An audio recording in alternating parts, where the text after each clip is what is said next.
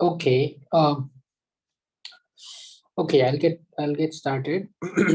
so so we'll I mean so we're going to be doing the capacity of a classical quantum channel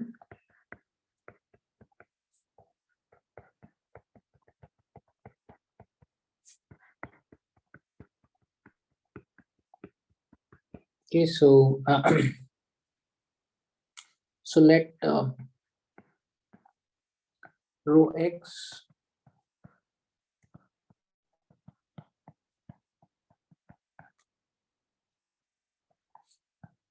be a CQ, be a collection of quantum states.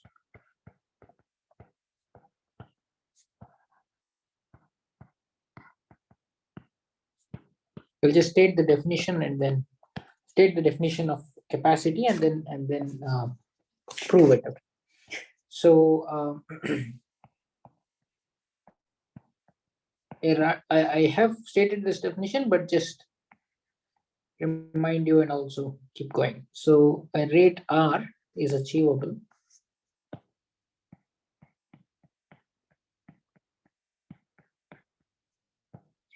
if for every eta greater than 0, there exists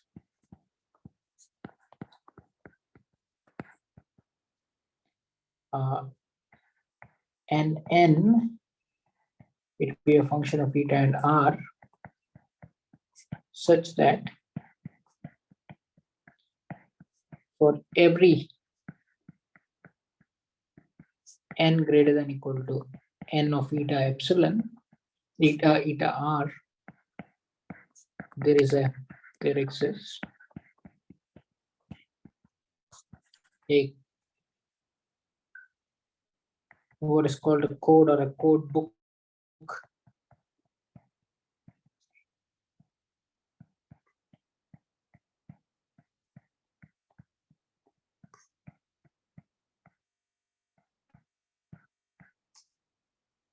consisting of m, which is greater than exp n of r minus eta. So in other words, what I want is that the log of m by n is very close to eta. and a POVM theta m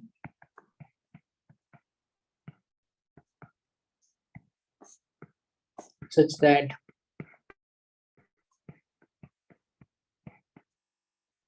if I look at 1 by m,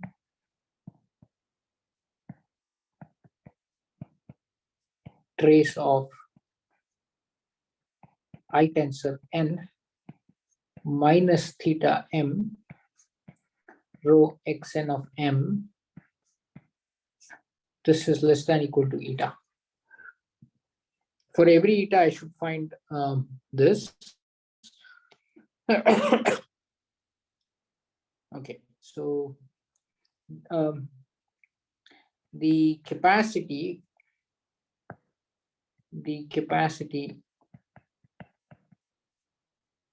of the CQ channel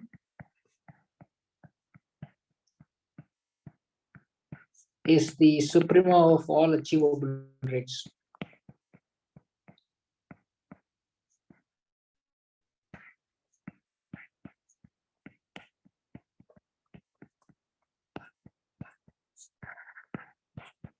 So formally C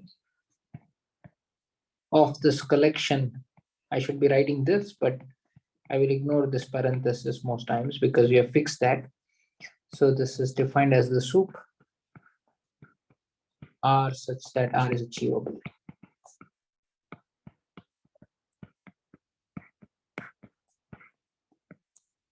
So, so the theorem, the Holevo-Schumacher-Westmoreland theorem, Holevo-Schumacher-Westmoreland. I forget the year. I think it's 97, 98.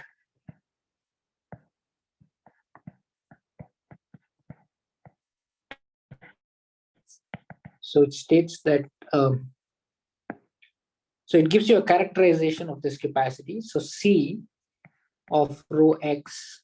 So if I have this collection of states, so this is given by the supremum over all distributions on the set X. Px is a distribution on the set of indices, and I look at this difference. So S of Px of A, S rho A, instead of using X as the dummy variable, I'm using A, that's all. A belonging to X minus, I'll just use B, Px of B, S of rho B. So you choose that distribution that maximizes this. This is a finite dimensional optimization, and you can go ahead and do it. So we will prove.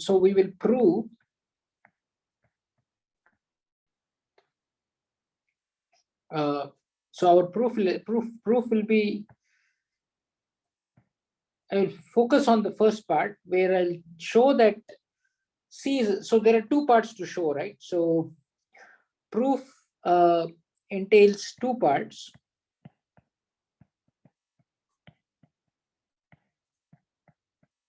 So I want to show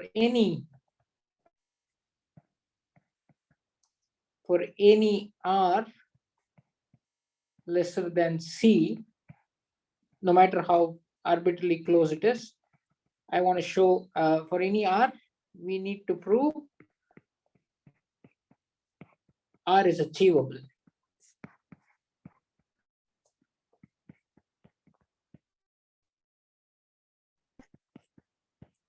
That is, I have to identify a code and a POVM for every n greater than or equal to something, so that the probability error goes down to 0, and the number of code words in that code is arbitrarily close to 2 power n exp n r minus eta. So this is one part, and I have to also show for any R greater than C, you cannot get such a thing. For any R greater than C, I have to show that R is not achievable. Need to prove R is not achievable. There are two parts. So we'll do the first part today. Essentially from the packing lemma, but I will ask you to use the packing lemma and prove the Holevo, Shoemaker, Westmoreland theorem in the homework, but I will give you a proof without. Where's the, what happened? I think I'm in some other page. Okay, let's go here. 22. Okay.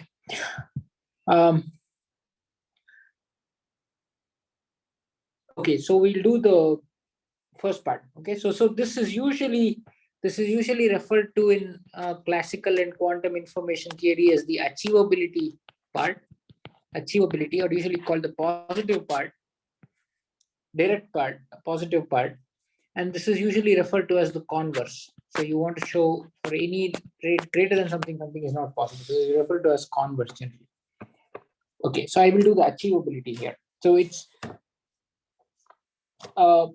ideas are similar to the packing lemma. Essentially, it's the packing lemma, but I want you to mimic the packing lemma and prove this. Use the packing lemma and prove the HSW theorem in the homework. You will see there are some certain challenges, and I want you to overcome those challenges. But I will give you a complete independent proof.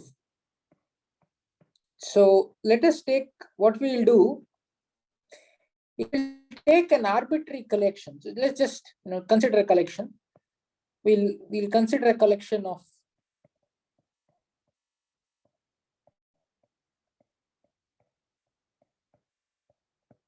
collection C.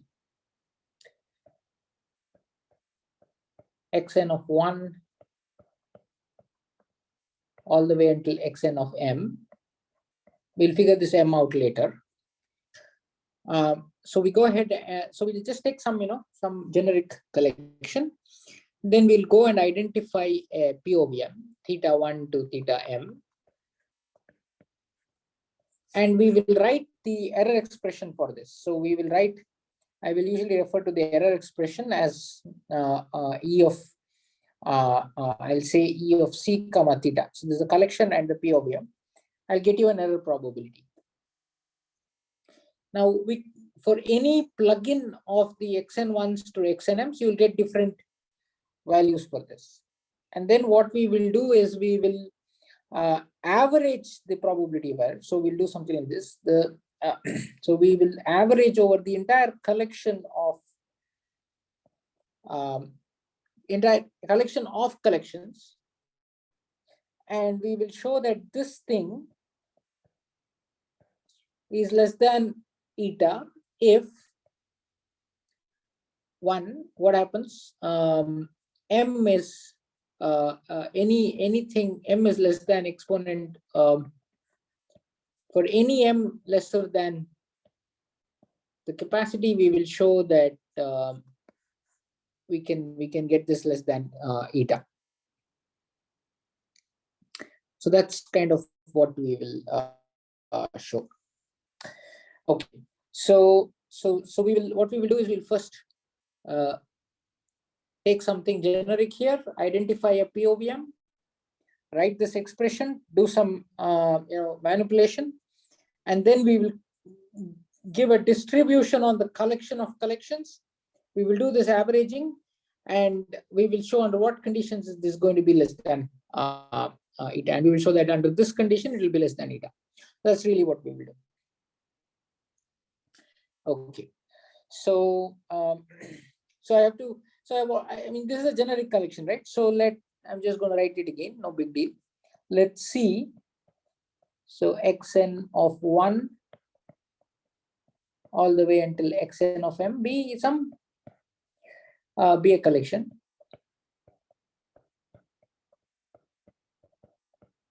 of indices. That is what I mean. Remember that the set xn is a set of all indices, right? So if I take a generic, how does it look? So xn of m, right? So I'm going to write just the notation, just to set up the notation. So x m of 1, x m of 2, x m of n. Each fellow is an element in script x, and so this is an element in script xn.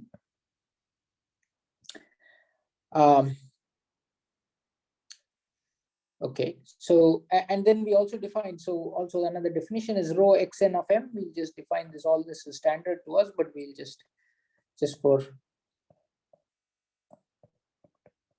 completeness, t equal to 1 through n, rho x of m t. So what it is. Okay, we'll define a POVM. So remember, we did a POVM in the packing lemma proof, and there we defined lambda m as pi rho pi rho xn m pi rho. This is how we defined, and then we defined theta m as summation lambda m hat whole power minus half lambda m summation lambda m tilde. This is what we showed, but we'll do slightly simpler now, just to indicate the different ways in which you can prove things. So I will define theta m more simply as, so I will define, first of all, I'll define theta m, not theta m, I'll define pi m to be the conditional typical projector. So this is pi rho xn m with some parameter theta, let's say eta. Okay. Then without any subscript pi is the unconditional typical projector of rho. What is rho? Rho is, you pick a distribution, so I should have said this earlier. So I'll just say this earlier.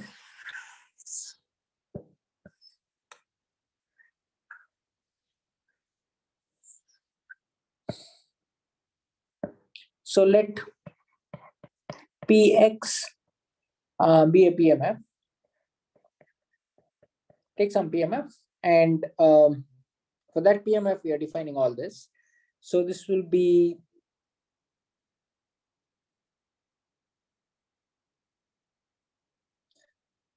rho is Px of a, rho a belonging to x. Okay, what is theta m? Theta m is defined as, I'll do it slightly simpler than the previous one. Maybe I'll do this, pi m plus m hat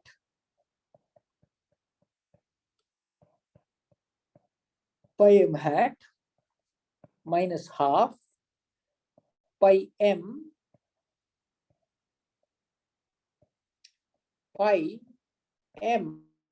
plus, I'm just using a different dummy variable, pi m tilde. So I told you this last time. This is essentially as a normalization minus half. So we are now looking at, so E of c comma theta.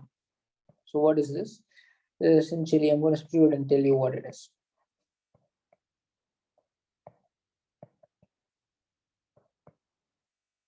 Okay, m equal to 1 through m trace I tensor n minus,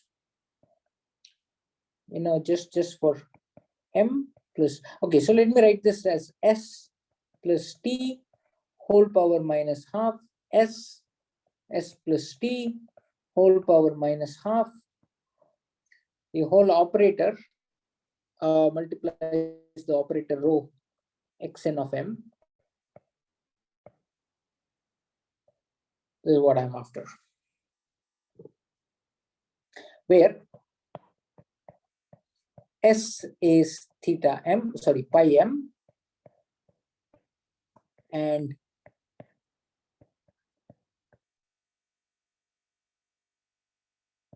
t is pi m hat, sorry, summation pi m hat.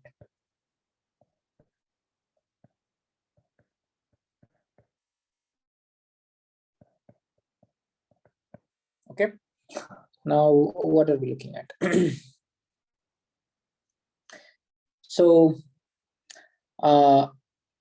okay, so before we apply, so remember there was one difference in the case of packing lemma. Here my S and T had was enveloped within the pi. Right now it is not. And if you observe in the packing lemma proof, which I did yesterday, the pi at the end is needed to give you a bound on the dimension of that space, and we don't have pi here, so we are going to introduce pi here, and this is how I do it. So this is less than equal to 1 by m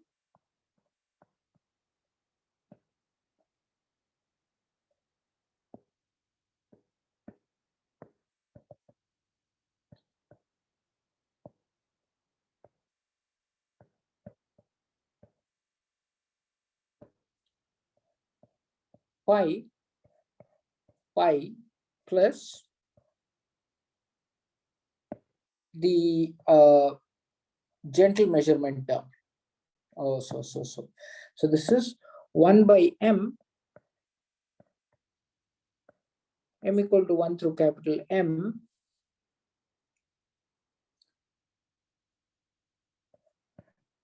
rho xn m minus pi rho xn m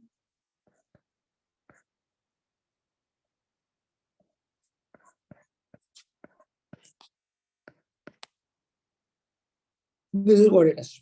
So what have I done? I've used this so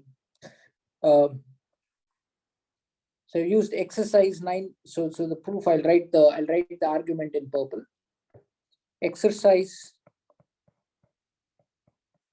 9.1.8, which says that trace pi rho is less than equal to trace pi plus half into rho minus sigma. What it is. Okay. I'll also do one more thing. Yeah. So I will also say. So let me call this. So there are two terms. So let's look at the second term. Second term.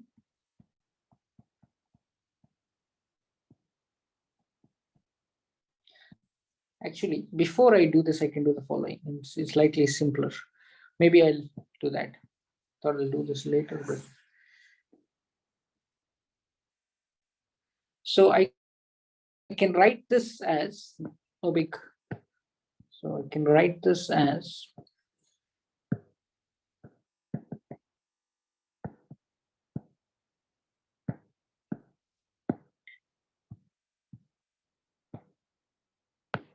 indicator function of xn of m belongs to t delta n plus, I'm going to write in red, the indicator function that xn of m does not belong to t delta n.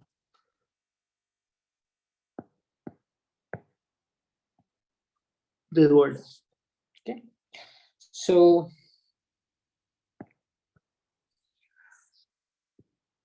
claim. I leave. So these claims I will. These are homework claims. So I'm going to write all the homework claims in orange. So all statements in orange are homework, and I'll put this notes.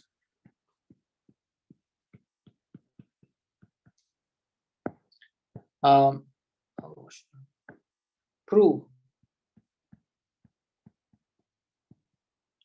I'll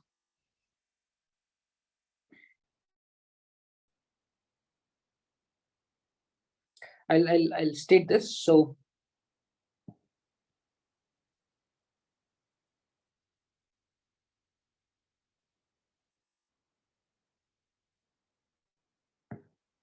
copy, paste.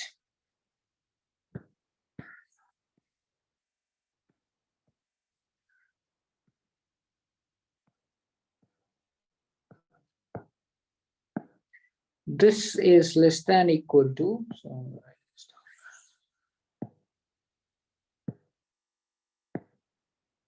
this is less than equal to exp minus n times something positive. Okay, this is something positive.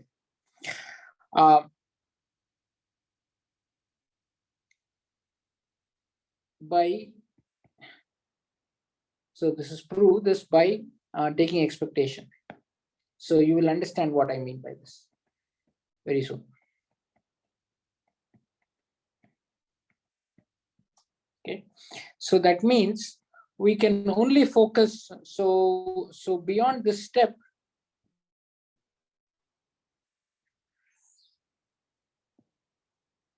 maybe I should be.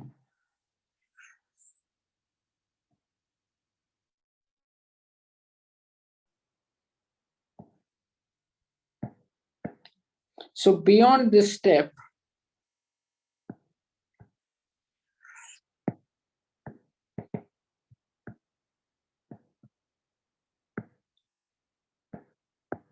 so it suffices to study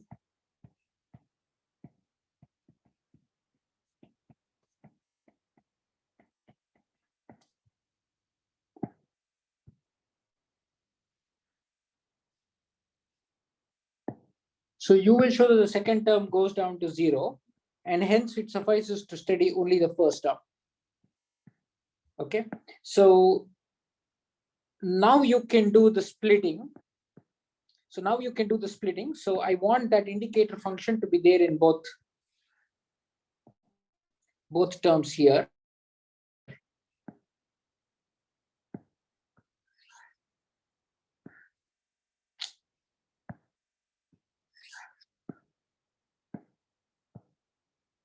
So I have that indicator function here, xn of m belongs to t delta n of px. And here also there is that one xn of m belongs to t delta n px. Okay, so now there is a second exercise, and you will show that the second term also goes down. You will essentially use the gentle measurement. So I will write this down. The thing is, I want to focus on the key term. So prove that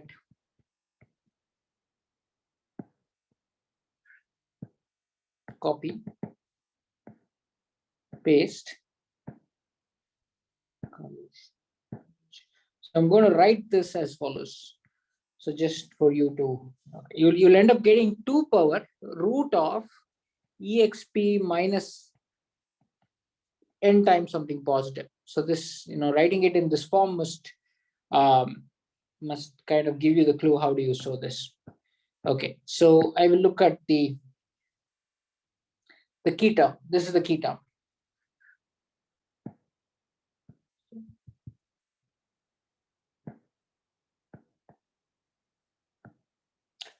Okay. Okay, so now we use the Hayashi-Nagaoka. So recall, S is pi m. What is this? This is actually the conditional typical projector of rho x and m. T is all the other guys.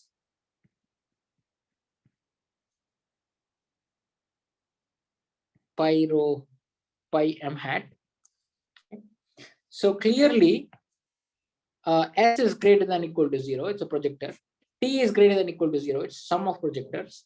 And since S is a projector, it is also dominated by I. So we have this. So Hayashi-Nagaoka tells us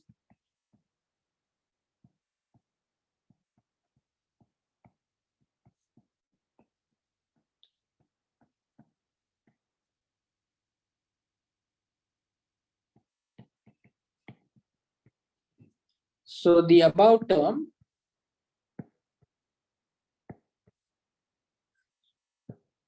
copy paste. I have something like this, right?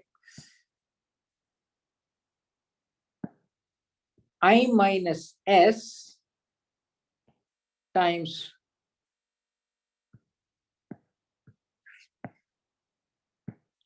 and there is a 2 here. So if you observe, if you go back and recall the Hayashi Nagaoka, so there's a 2 here, and then there is a plus 4 by m equal to 1 through capital M, trace of T by rho xn m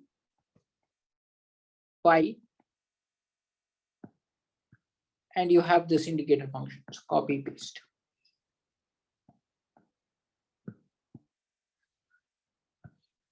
So you have something like this. Okay.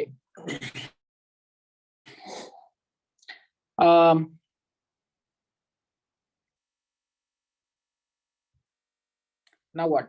So let's look at the term 1. Okay, so I so focus on first term. So 2 by m equal to 1 through capital M, trace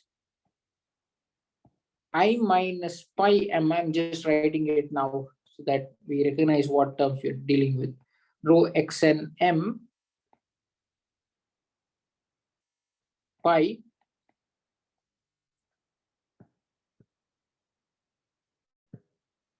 copy paste. Okay, so let me do this.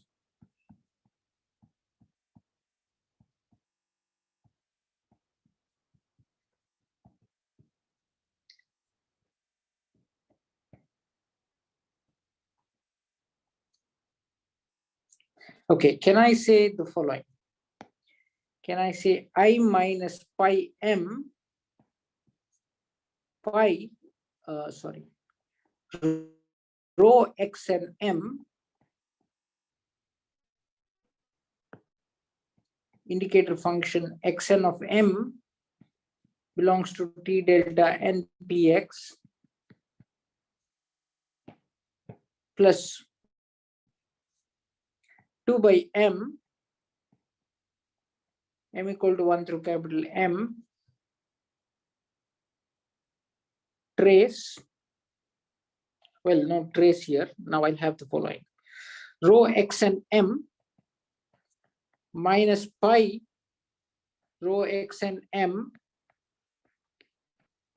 pi.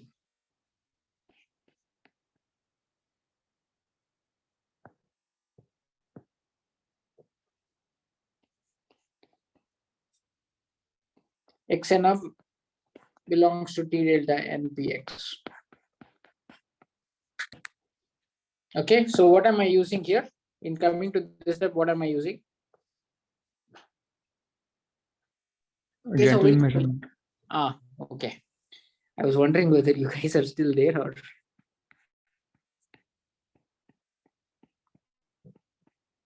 Okay. Why is this small?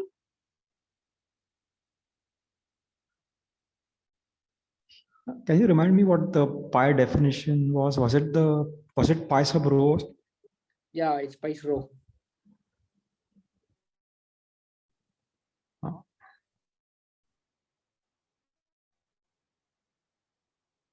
Is this? We showed that so because xn is in T delta and px, like trace of pi times rho xn is small. Why? Small? Yeah, this thing was small. That's what. Small or big? Oh, sorry, big. Sorry. That is 1 minus something small. Big because of? Because of what we. Big because of? Pinching lemma.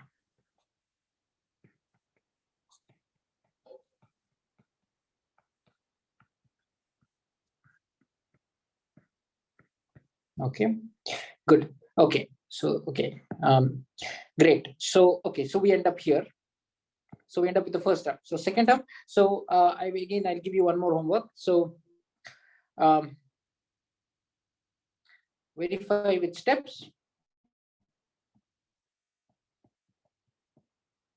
Clear steps. Everything in RH is homework. Okay. I'll add some more today and then finalize the homework.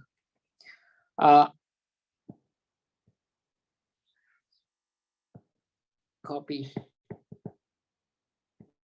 Make these things precise. So this is color orange. So make this small. EXP. You will get minus n by 2 because there is a root in the I mean, it's not a big deal that by 2 can be put into this bracket, but just I'm writing it just for explicitly so that you recall. So it's because of the gentle measurement. Gentle measurement gives you 2 root epsilon. Okay. So then we are left with this term. Well, we are left with this term, but there's also one more term. Okay. So remember, so I'll just tell you what sequence we kind of followed just from the beginning. So just for clarity. So we started here. We added and subtracted this indicator function. When we have this red one, you will show that with the red one, it is small. And it's not difficult. If you get it out, tell me. I'll kind of indicate.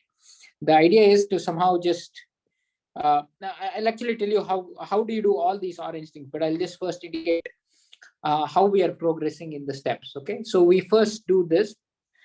So then we have only the green term. Then we start with the green term here. So we go ahead. We then again introduce.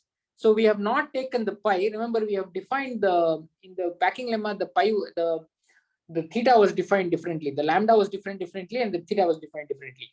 I mean, with the lambda. Here, I have not included that pi. You see this S and T, I have not included the pi. If you go back to the packing lemma, I would have a pi sitting on the left here and a pi sitting on the right here. Okay, I don't have that. So, but I will need the pi. So go back to the packing lemma, look at yesterday's class in the packing lemma. You will see the reason pi is needed at the end of the second step. So I will somehow need that pi. So what I'll do now is I'll introduce that here. Okay. I'll introduce the pi here and then again include the gentle measurement term. Okay. So that is the difference. So what am I doing is I am argue this step. So this step also I should maybe, this is also so argue. My notes will be there with me, so I will check, whether you do everything. So argue this step. The reason I'm giving so much is it will go back and refresh all of your gentle measurement and measurement on closed states and identification and all that. So that's why I'm doing this. Okay. So so then we break this into 2 parts. The second part again, I leave it as homework, and here again is gentle measurement. And you will be using you will be using, I didn't ask you this question, but you will be again using the pinching lemma here. Okay. So again, you'll be using the pinching lemma here. So then, so that means now we are looking at the first term in the above thing. So that's the first term here. Okay. And here I'm going to now apply the Hayashi Nagaoka. Okay. So the book does it differently. It's a very good exercise for you to look at the book. The book does it differently. And I slightly do it differently. So now I apply the Hayashi Nagaoka, and I'm going to get 2 terms. The green indicator function is as is. And this term becomes 2 times I minus S plus 4 times T. That's really what it is. So that's the Hayashi Nagaoka. Now I'm looking at the first term. Second term will be coming later. I look at the first term, I write it down. Okay. And again, I have to now pull out that pi, because this pi really is required only in the second term. It's not required in the first term, but I have to, this is really, how quantum arguments go. They're very fragile, and you find some way of doing it. So, in research, when something is new, you would have found a very kind of a crazy way to get to it, and it'll be very, kind of a winding road, and you would have, it's very similar to that. So the steps are very winding, and we really don't know of a much simpler proof. And if you do a much simpler proof, you can write a paper essentially. So we bring this. So now we have this pi, we have to deal with it. So again, we're going to get out this gentle measurement term and replace this pi rho xm with rho xm. So now we are in good shape with the first term, and the second term you will use the gentle measurement, particularly with respect to the pinching lemma, and you will show that to be low. So that's all where we are. So now we are looking at the first term. So far, if you have any questions, feel free to ask. So I will copy paste the first. All of the meat has been done. It's only splitting into parts and identifying each part. So all the hard work has been done. It's now just collating all of them in some sense. All these terms, observe all these terms will go through the different elements of this chapter 9, measurement on closed states, gentle measurement, conditional typicality, all of those lemmas will be used left, right, and center. Okay, now what about this? How do you show this? So, well, we have the indicator function, right? So clearly we know that if xn of m is in the typical set, we know that pi m by definition is pi rho xn m. This trace is high. Trace pi m rho xn m is greater than 1 minus epsilon. I'm writing this epsilon, but you'll actually write, there's going to be some exp e power minus n times thing, right? This is something like this. So that means that, so this implies that I'll have the following: 2 by m equal to 1 through m, exp minus n times something, with the indicator function sitting as is. And so I can get rid of the indicator function, and so this I will get is less than equal to exp minus n times something. Okay. Okay.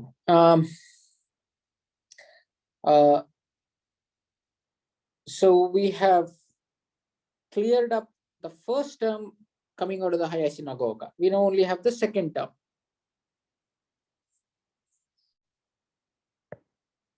Copy.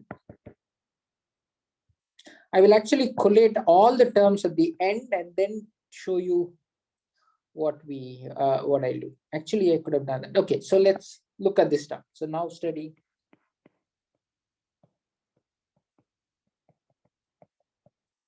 Okay.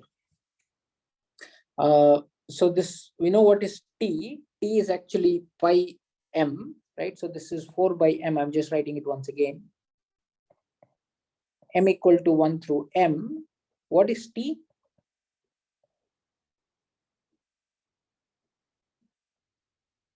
T, if you recall, is the m summation over m hat not equal to m. Pi m hat. Pi rho xn m pi. Indicator function xn of m belongs to t delta n px. This is what it is. So,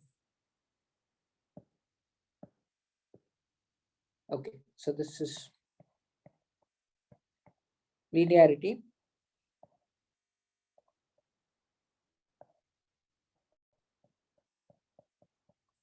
Trace pi m hat pi rho xn of m pi indicator function.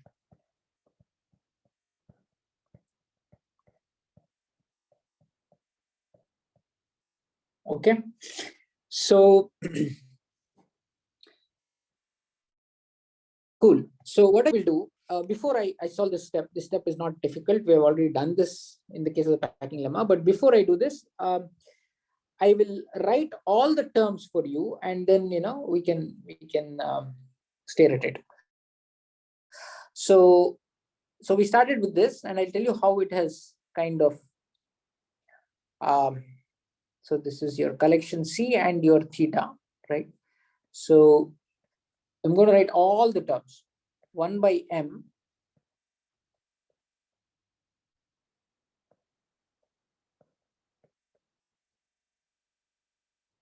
so let's yeah, we have something.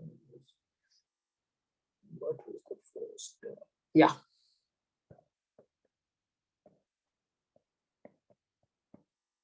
I'm going to write one below each other, so it's going to be easy for me to copy. So S, so let's say pi m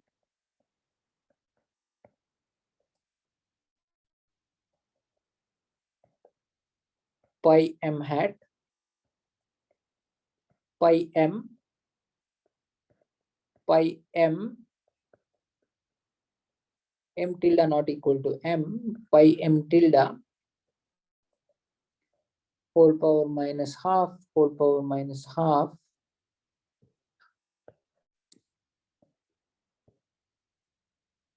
rho x and m. Okay, and you have something like this.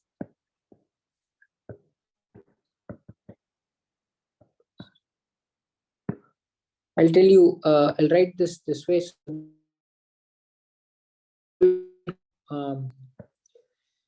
Each term. So this is one term plus the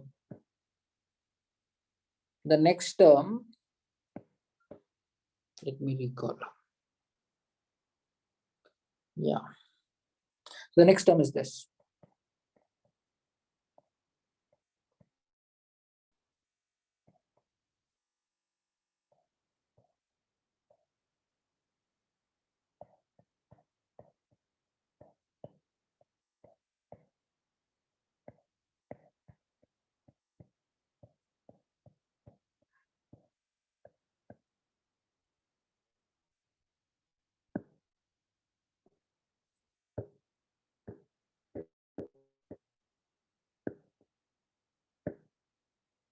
We'll go through each one of them. So I'll call this, hold on. So let me write the entire thing, and then it's clear to you.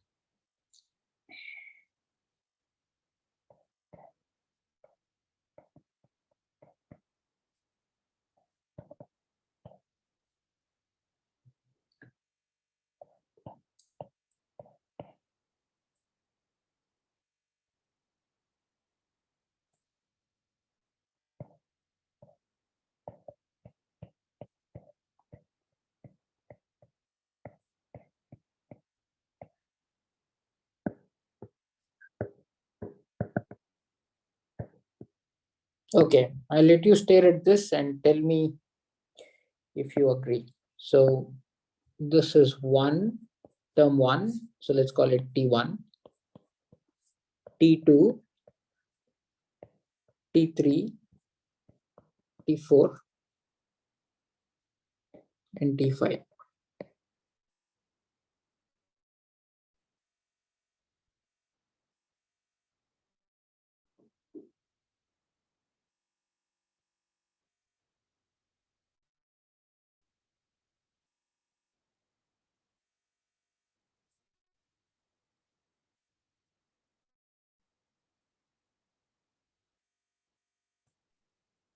Sir, is I T4 think, exactly the same as T2?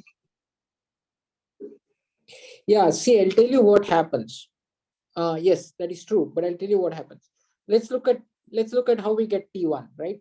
So if we go back, see, we start with yeah. So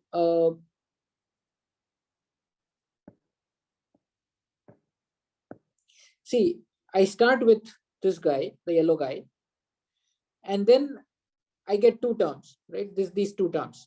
So I've written the second term with the red one. This second term with the red one is exactly T1. Okay. Look at the first term with the green term, right?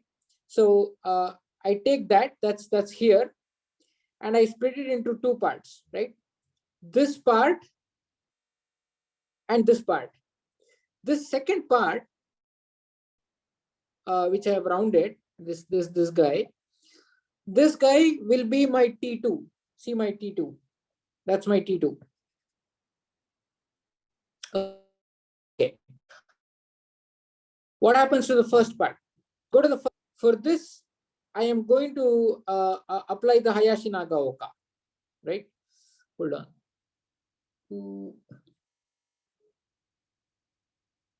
No, so this is the first. This first part, I'm going to apply the Hayashi Nagaoka. So here I am.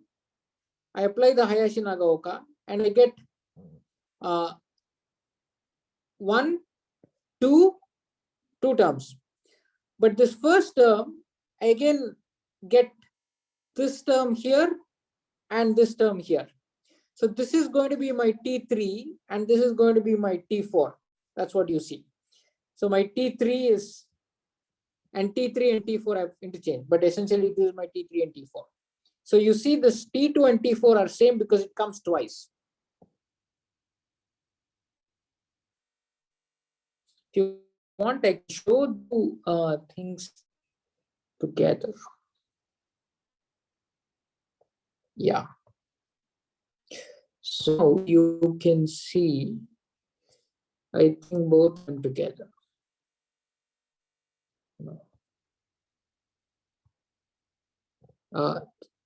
Yeah. Yeah. So look on the right. So are you convinced? Yes. Yeah. Okay. So that means these are really the, the 5 terms that are there. So, okay. So now what we do is I have written this entire thing for any generic collection. So I've taken a generic collection xn of 1 all the way until xn of m. And I have defined a corresponding POVM, right? Theta m is your summation, pi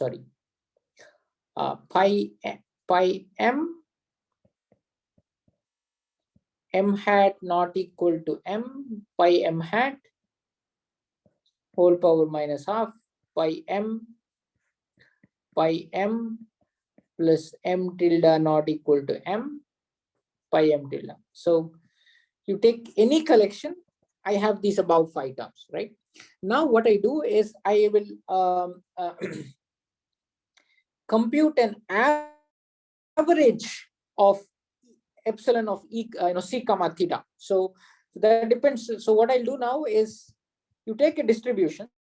So the probability that my collection C has xn of 1 all the way until xn of m. So this is now a probability on the collection itself. So I'm going to take a collection of collections and put a distribution on this ensemble, ensemble of collections. I'm going to put a distribution on this ensemble of collections. This is just the probability that I equal to 1 to capital M, Px of xn I. So I'll just, each code word is picked randomly according to, randomly and independently according to this distribution. So if I take particular collection, this is the probability of that collection. So now what I do is I will do the expectation of E of C comma theta with respect to this this distribution PC. So I'll call it EC of theta, E of C comma theta. So what I'll be doing, I'll be computing the expectation of this big T1, T2, T3, T4, T5. You show that the expectation of T1, T2, T3, T5, T5, all of that, T1 plus T2 plus T3 plus T4 plus T5, the expectation of that is very small. So that means there exists one collection. That's the argument. So observe that T2 is small for every term. It doesn't need to be an expectation. It's true. It's true for every term, which means it's true for the expectation also. Similarly, T4 is small. Okay. Similarly, T3 is small. The reason is there is that green indicator function sitting there. So whenever xn of m is T delta npx, by conditional quantum typicality, we have these identity. Doesn't need to be which xn. It is immaterial with that. So T2, T3, T4 are all very small. You will show that the expectation T1 is small. That's really your homework. So if you go back to in the first orange term, I wrote this. I asked you to show this is small, and I actually mentioned at the end by taking expectations. That's what I mean. So you will take an expectation of T1, where the expectation is over the xn of m choices, and you will show that T1 is small. T2 is small. I have shown. This comes from gentle measurement lemma. A gentle measurement lemma applied to the pinching lemma. T3 is small just by conditional quantum typicality. T4 is small again by gentle measurement lemma applied on pinching lemma. Last term is T5. So we have to really show. So really need to show, there are a bunch of terms here, but I really need to show only T5. So if you don't follow, if you have any question, I'll pause here and you tell me. Either I'll solve it now or I'll meet you after class and show it. Let me know if you have any doubts. If any of the things that I mentioned so far is not clear. If it's not, don't worry. If you want to ask after class, that's fine. I'll be available. So let me continue. So what am I looking at? I'm looking at the expected value of this quantity.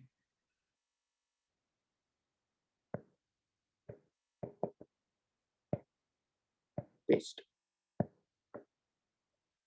Okay. So that means, see, this quantity is a function of two elements of the code book, right? One is xn of m and pi m hat. Remember what is pi m hat? Pi m hat is essentially pi rho xn of m hat, right? So it is also a function of xn of m hat. So there are two elements here that that depend on the code, and I am taking a random code, right? So this is what I claim. This is what it is: 1 by m equal to 1 through capital M, m hat not equal to m, xn x hat n. So trace pi x hat n, that is rho x hat n, pi rho xn pi times probability that xn and probability that is xn hat. I'm using here the fact that xn of m, the random code word xn of m and the random code word xn of m hat are independent and identically distributed. That's what I'm using. And then I have the indicator function as before. Indicator function xn of m belongs to t delta n px. Actually, I don't need that. I will see that I really don't need that here. Okay, so I'm going to just do a little bit of reordering of the summations and tell me if you have any, if you don't agree. So what I'll do is I'll get this guy inside.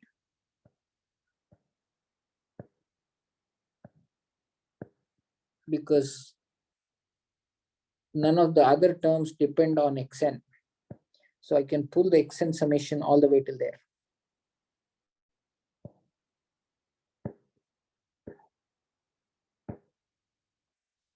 Okay, all that I've done is push the scalar inside and pull the summation till then, because none of the other terms depend on xn. So this tells me what that is. Copy, paste. So I get, so this will be rho tensor n. So this is rho tensor n.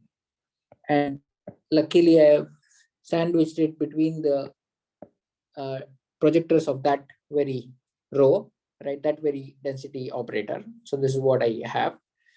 So now I know, so this is the operator inequality that unconditional quantum typicality gives me. So I claim this thing.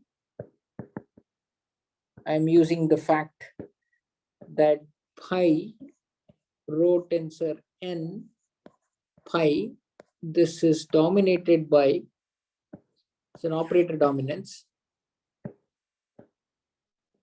2 power minus n times, I should be using n exponent, but it's okay, minus n times s of rho minus 2 delta pi.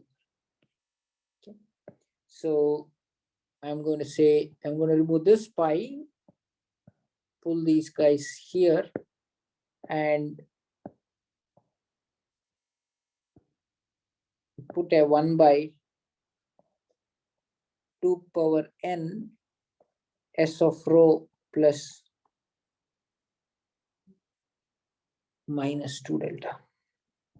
So maybe I'll make this a little big. 1 by 2 power n s of rho minus 2 delta times 1 by m. That's what it is. So I've got that thing down there. Now I will, now I know this thing is also lesser than, I know pi is also a projector, so it's less than I. So I can, if you go back to the proof of the packing lemma, these are exactly the same. I'm doing that on purpose because you get to see it twice in some sense, and also you see that how the packing lemma and this are essentially the same, but I'm doing it. So this is I. Okay. So just for, so now I have this thing, trace of pi rho x hat n. This I know is less than 2 power n a p x of a s of rho a plus, I'll put some 4 delta. So that tells me that this whole quantity, copy, paste. So this is I should have used, I'm sorry, I'm making this mistake of not putting inequality. So this is also an inequality. Please check. I don't know. Yeah, this is also an inequality.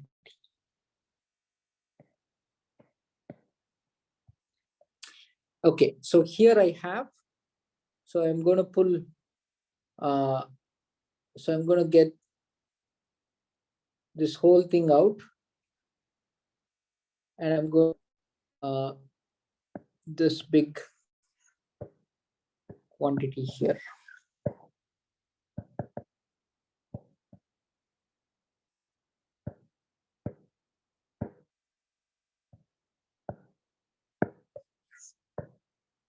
Okay, so let me collate terms. So what do I have? I have 1 by m. This will go with the 1 by m here. And there is another m hat that sweeps over all m hat not equal to m. There is an x hat n, but luckily that is going to kind of go away with this p xn of x hat n. And the exponent that I have is I have 2 power n times. Let me put a minus n because I want finally this term to go down. So I want to know what rate it goes down. So in the denominator, I have s of rho. So when I put the minus n, this thing will come as plus at the numerator. S of rho minus 2 delta. Maybe this minus 2 delta I'm going to write at the end. And I'm also going to write this minus 4 delta at the end. And then this term, there is a plus, so there should be a minus. So A, P x of A, S of rho A. So you see the term that I was talking about is appearing now. And I have this. So now this m and this m go, there will be an m will be surviving here. This summation will give me 1. So I'm going to get m times 2 power minus n times S of rho minus APX of A, S of rho A minus 6 delta, something like this. So what is this? I'm going to write, instead of 2 to the power minus n, I'm going to write exp minus n times. I'm going to write the whole exponent. This m, I can write it as log m by n. So m, I'm writing it as exp log m. Sorry, I'm writing it as, what am I? I'll tell you what I'm doing. I'm writing it as 2 to the power log m, but then I'm writing it as 2 power n times log m by n. That's all I'm doing. This is really all I'm doing. Just put this in the right. Okay. No, this has to come with a minus sign. It's to come with a minus because m at the in the numerator, not the denominator. So you'll have something like this. S of rho. What is S of rho? S of rho is S of summation Px of A rho A. So S of the summation minus summation of the S's Px of A S of rho A. And then you have this minus sign here. And then you have minus 6 delta. So this is what you get. So if my log m by n, this is your rate. Remember what is your rate? You took 2 exp nr code words, right? This is your m. So log m by n is your rate. So so this, hence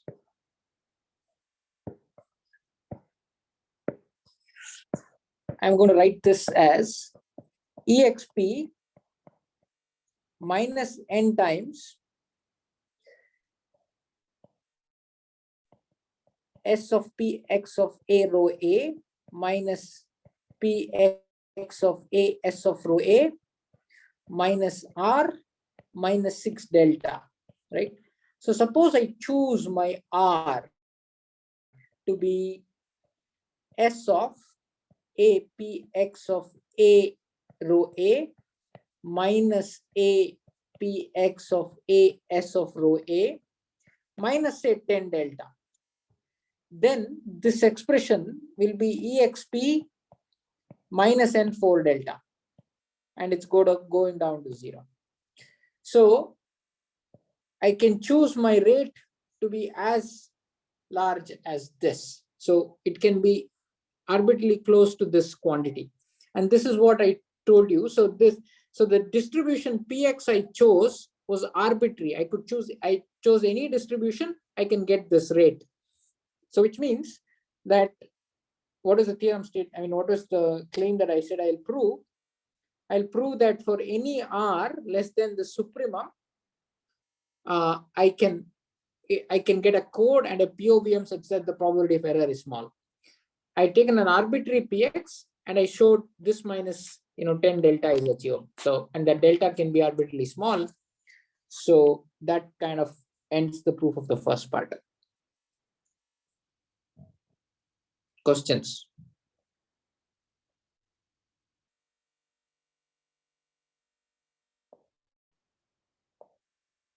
You can see that the proof of the second term and the first term are kind of identical to the packing lemma. It's essentially the packing lemma, but when you actually use the packing lemma to prove this, if you just blindly use the packing lemma to prove this, you will see there are 2-3 challenges, and the book lists them. So I want you to kind of go through that and write it down. So that's why I gave you a kind of an alternate proof without banking on the packing lemma at all.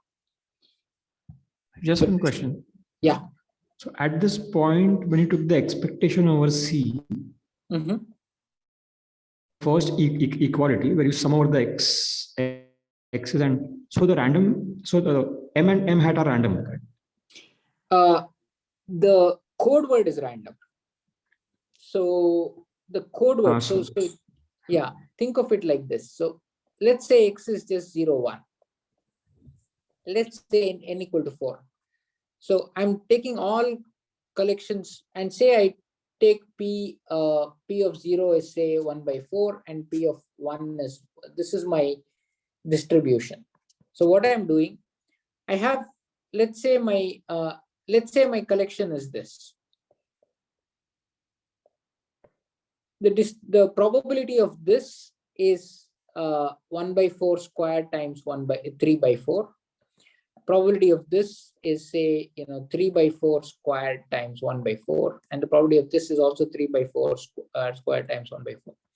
So this is the code distribution. If I take a different code, it has a different probability. So suppose I take this code, 1 1 1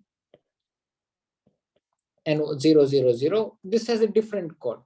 So what I'm doing here is that, so this is the probability of picking this code word. This is the probability of picking this code word. This is the probability of picking this code word in that code collection. So these are the probabilities picking the code word. Okay, and then you sum over xn and xn hats. You are basically going over all possible ways the code can be picked, and each of them has a probability of correct px, correct. xn, and correct. So think of all code words of size 3. So there are 3 rows, right? So all code words of size 3.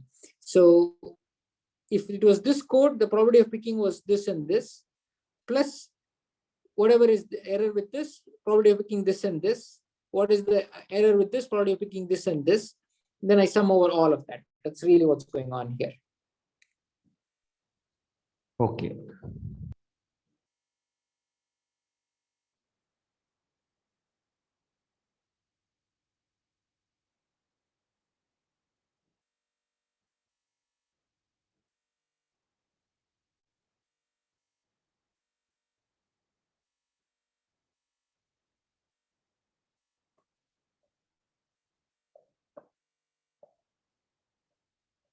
Yeah, if this argument is slightly, you want to get a little bit more bite into it, we can sit and I can, kind of go through an example and explain what's exactly going on. This is called the random coding argument, very famous one of the important tools in information theory, because the problem is you cannot handle this. You cannot, so we are not given, so we want to prove this for a general collection rho X. So we don't have any structure on the rho X's. So we want to, but we still want to identify these preparations that are orthogonal, right? So there's no, how do you do it? It's not easy. Constructive mechanisms are very difficult. This was this random coding trick was Shannon's kind of a magic trick in his paper, which just been used either with classical or quantum in many places. Okay, cool. If there are no questions, I'll be if anybody wants to meet, I'll be happy to meet. But otherwise, stop the recording.